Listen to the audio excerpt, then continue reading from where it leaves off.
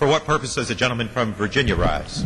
Mr. Speaker, I ask to address the House for 1 minute for the purposes of inquiring about next week's schedule. Without objection?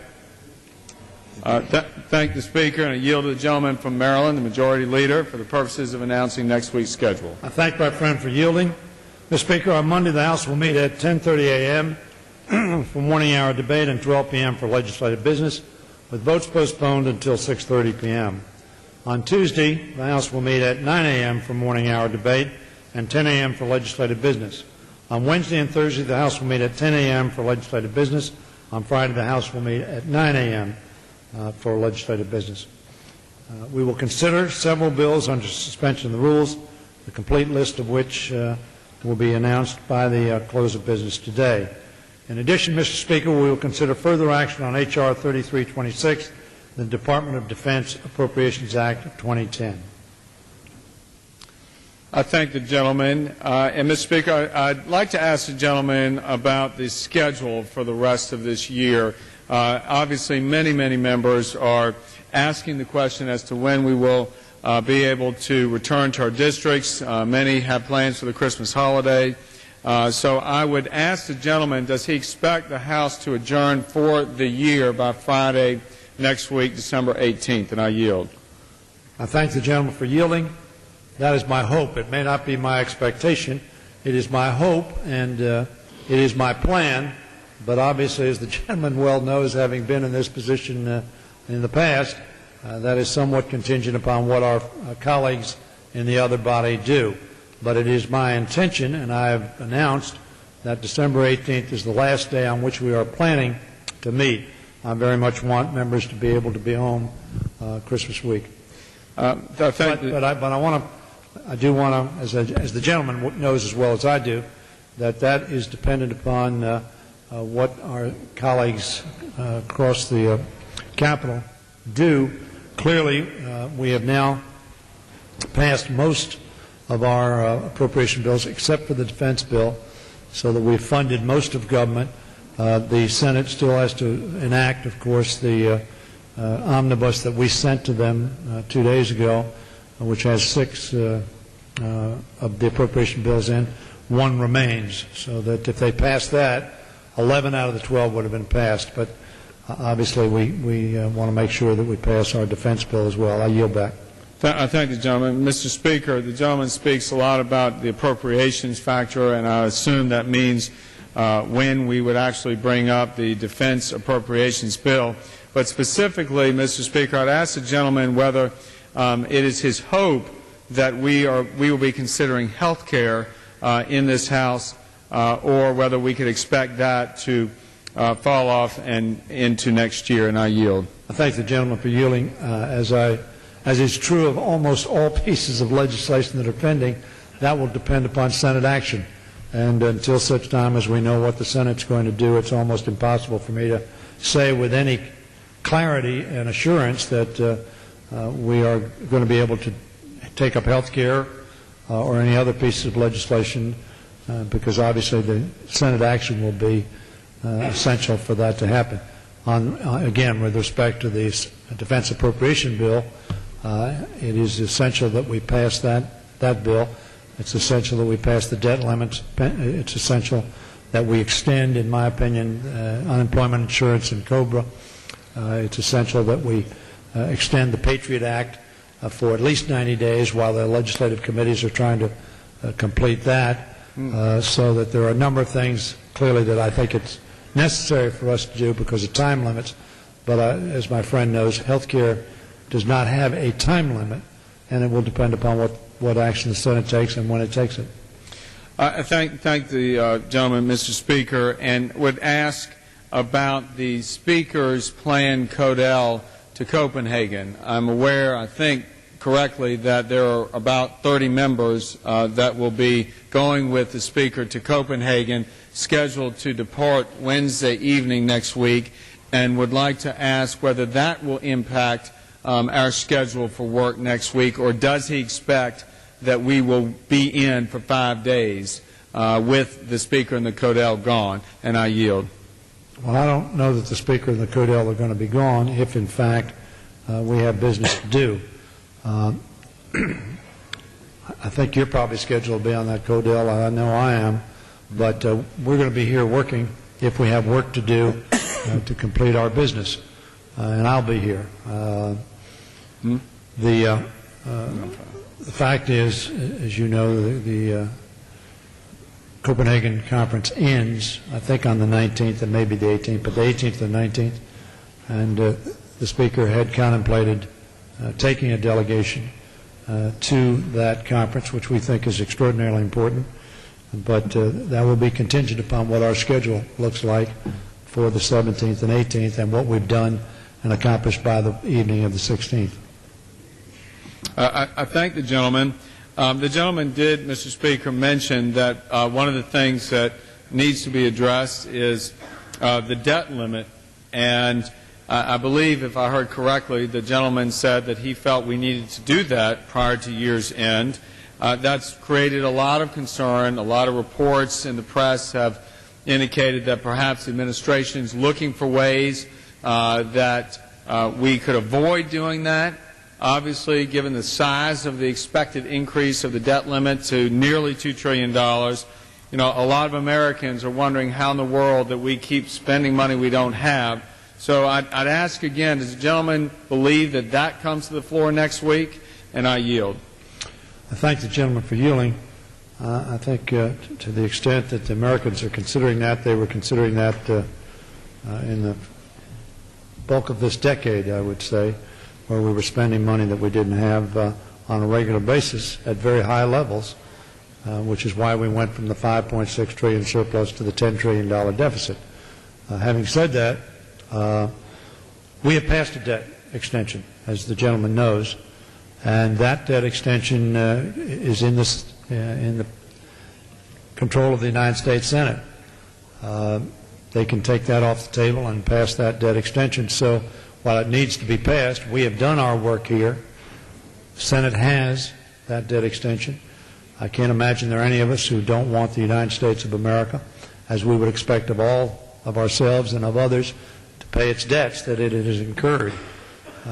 But it can be accomplished in a number of ways, and the Senate has a debt extension bill.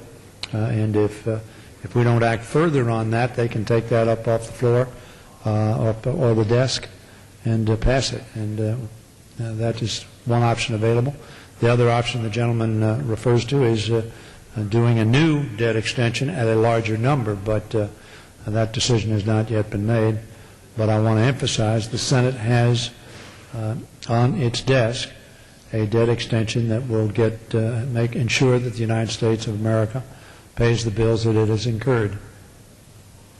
Thank the gentleman. Mr. Speaker, the gentleman and I were both in attendance at a meeting at the White House this week where we Republicans presented a plan to the President to suggest that there are ways that we could work together without costing the taxpayers to try and get America back to work. It's been labeled a no-cost jobs plan.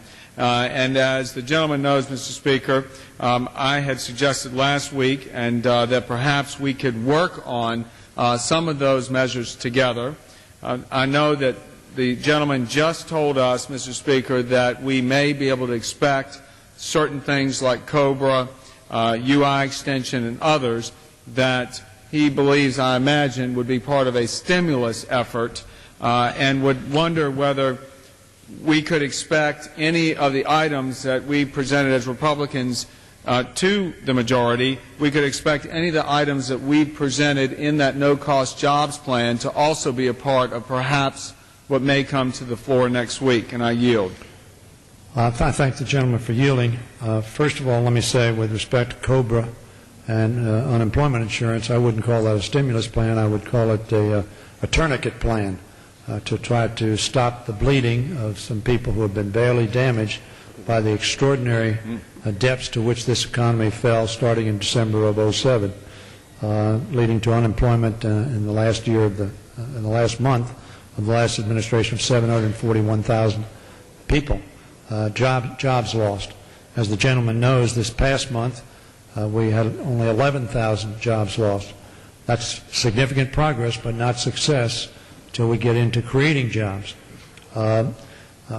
We clearly believe that one of the important things that we want to do before we leave here is a jobs bill. Stimulus tends to be viewed as a more broadly based piece of legislation. We've done a lot of that, as the gentleman knows, with his vote sometimes and without his vote sometimes over the last 12 months.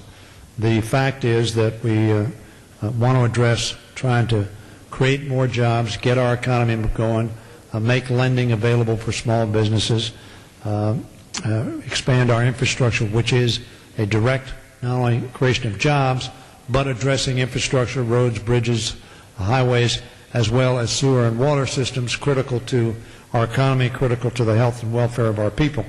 So that we're looking at that as we speak, and we're trying to put together a package that the Senate may agree to and that we could pass before we leave here.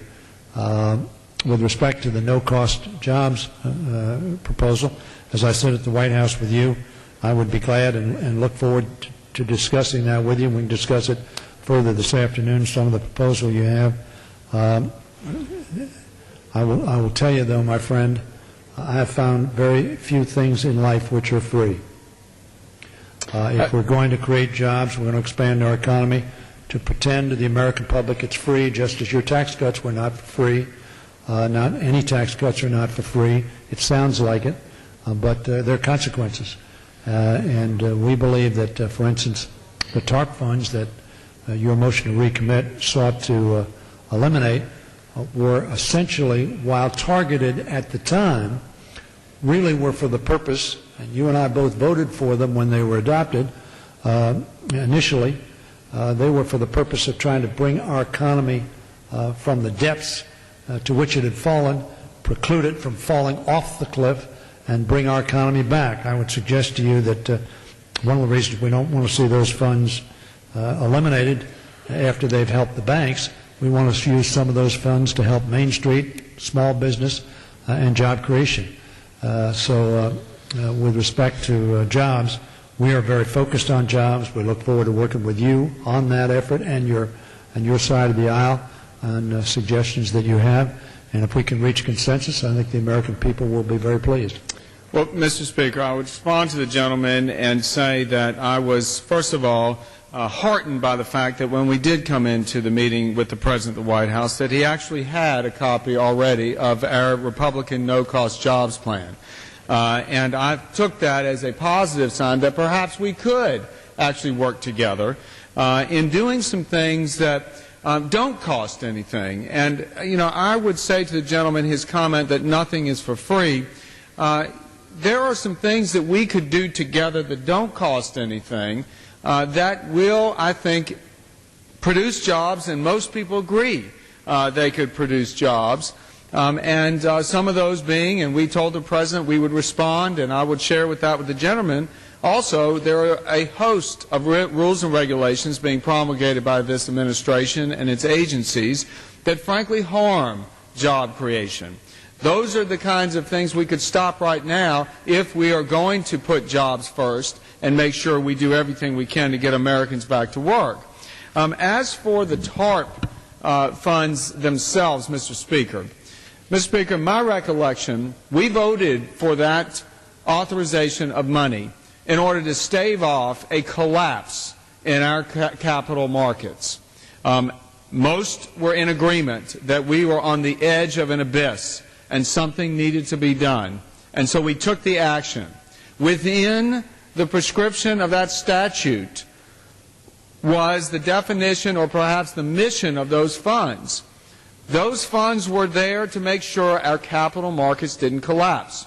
Now, all of us want to be able to say we're doing things to get people back to work. But I think what the American people are growing tired of is Congress saying that it is spending money for one purpose and then all of a sudden deciding, whoops, there's another need out there.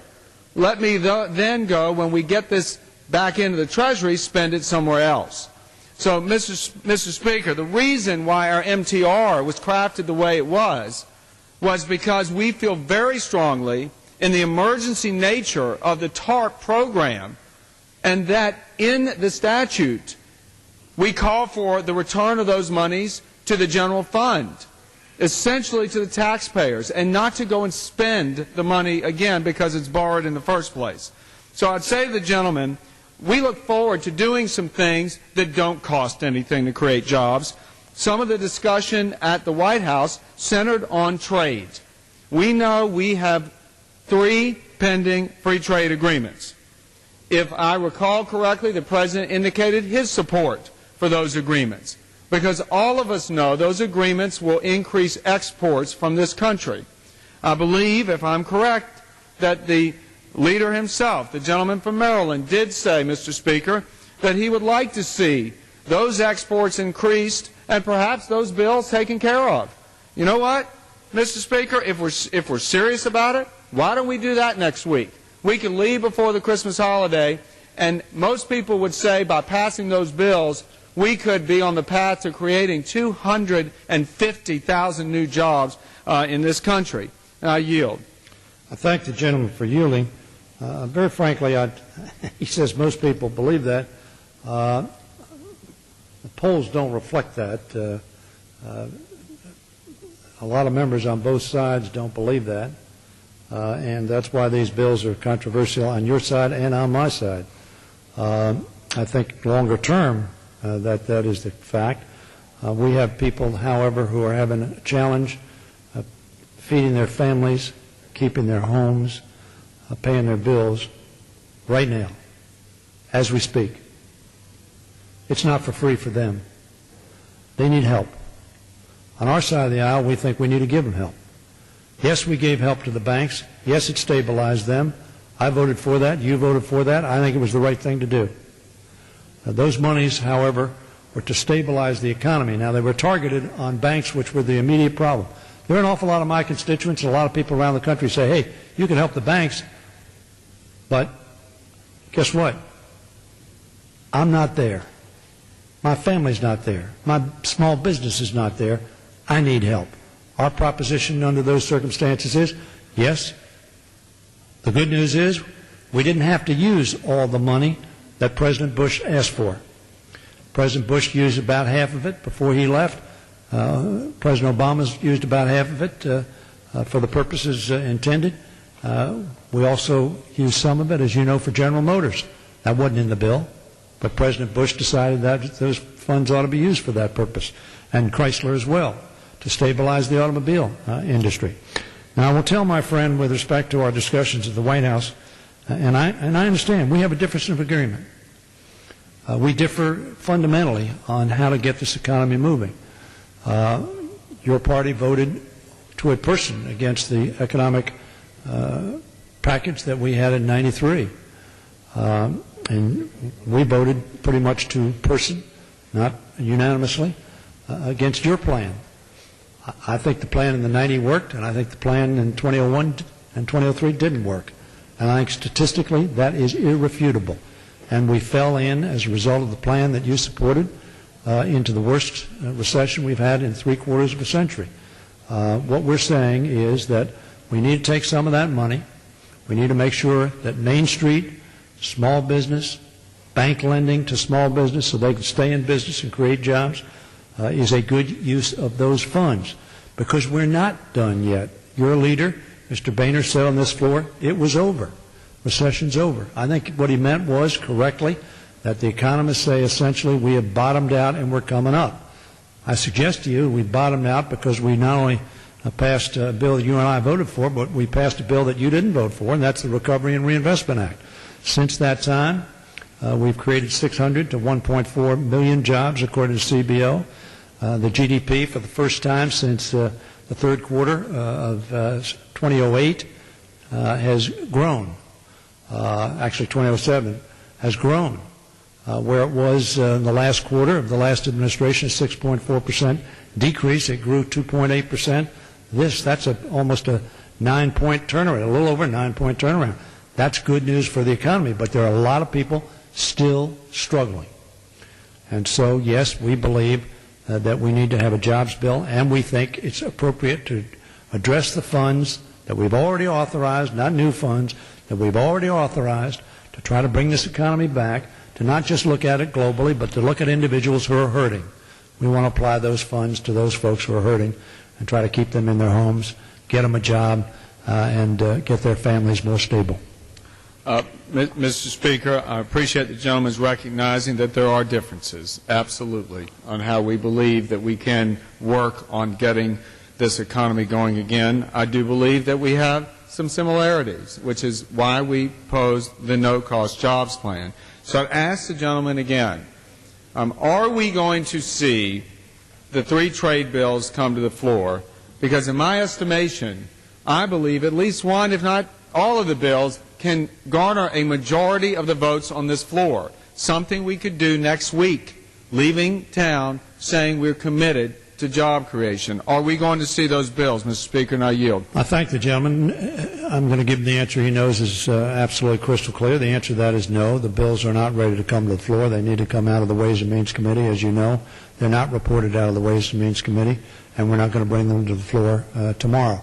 If we brought them, or next week, if we brought them to the floor next week, and the gentleman knows they would have no immediate impact, the gentleman also knows, and as correctly stated, I certainly am for and have been publicly reported over the last 6 months or more, I guess over a year, as being reported as being in favor of passing the Colombia Agreement, passing the Panama Agreement. I think the Korea Agreement is a little more complicated in terms of making sure our markets are open to our automobiles, to our beef and other agricultural products, to make sure that we have a fair exchange. But Korea obviously is one of our largest trading partners. As the gentleman knows, that's an important agreement we ought to give attention to. But the gentleman knows that we're not going to bring those to the floor next week. And the gentleman also knows that if we did and we passed them and the Senate passed them somehow, that it would not make an immediate impact. You and I both agree that over the long term it would be a positive impact. Others don't agree with that, but the answer to your question is no. Thank the gentleman, Mr. Speaker, and I think he makes the case for all the more reason we do something now. If there's no immediate impact tomorrow, at least we could be well on the way to fostering that impact and those jobs for the Americans who, as he correctly states, are facing a lot of trouble right now being out of work. Mr. Speaker, I'd like to ask the gentleman about the 72-hour rule and the importance of that that we felt back earlier this year. And because of the way that the stimulus bill was brought to the floor earlier in January or February, the backlash was such that I believe the gentleman and his party committed to 72 hours to review any bill before it was voted on, for the members as well as the public to realize their right to know. And my question to you is, Mr. Speaker, my question to the gentleman is, why now have we abandoned that commitment? Why have we abandoned the public's right to know in major pieces of legislation this week, in both the omnibus bill as well as the bank bailout TARP 2 bill that we just passed? Both of those bills came to this floor.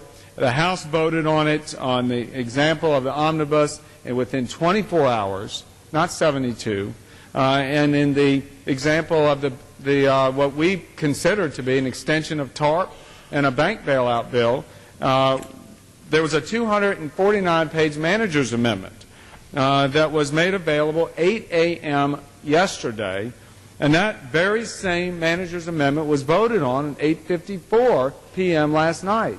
How is it that we have now decided it's not important to recognize and abide by the 72-hour rule? And I yield back. I thank the gentleman for yielding. I yield to the gentleman. First of all, the gentleman has an inclination to state premises that we all agree on things that we don't necessarily all agree on. Clearly, we want to give notice. Clearly, we believe we ought to give fair notice. As it relates to the bill that was considered today, that bill has had over 3 months of hearings and has been on the table for a long period of time.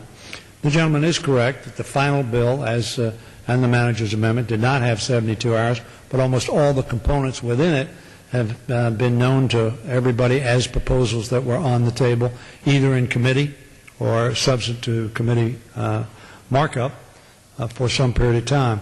With respect to the bill that you referred to that we passed on the 6 appropriation bills, we, of course, had numerous committee hearings, subcommittee markup, full committee markup, House consideration. We passed all 6 of those bills through this House. The gentleman is correct that there were amendments included in there, and there was notice of all those, but I would have liked more time. The problem is, of course, we've come to the what is, as the gentleman pointed out, a target date of the 18th. We still have important work to do. We intend to do that. We're going to give as much notice as we can do and meet our responsibilities to the American public. The gentleman smiles when I say as much notice as we can give. The gentleman surely will not say, because the gentleman is honest, he understands this process as well as I do. He and I have been here for some years. I've been here a little longer. When his side was in control, as he knows, some major pieces of legislation were considered within hours on this floor, the prescription drug bill being a specific example, the biggest entitlement reform we'd had in a long period of time.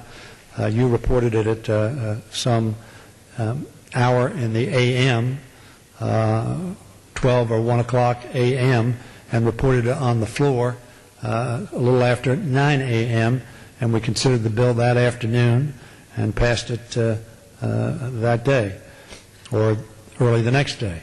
So the gentleman knows what happens is, and that wasn't even, as I recall, at the end of the session. But the gentleman knows, as practicality, both leaderships find it necessary, in order to complete the business the public expects us to complete, to sometimes move that when agreement can be reached at the end of a session. Unfortunately, I've been at this legislative process for over 40 years, and members like to delay until such time as they think delay is no longer an option. I thank the gentleman. Mr. Speaker, I was somewhat amused by the gentleman's commitment to give the public and members as much time as they, the majority, could. Again, we have a 72-hour rule in place, I thought.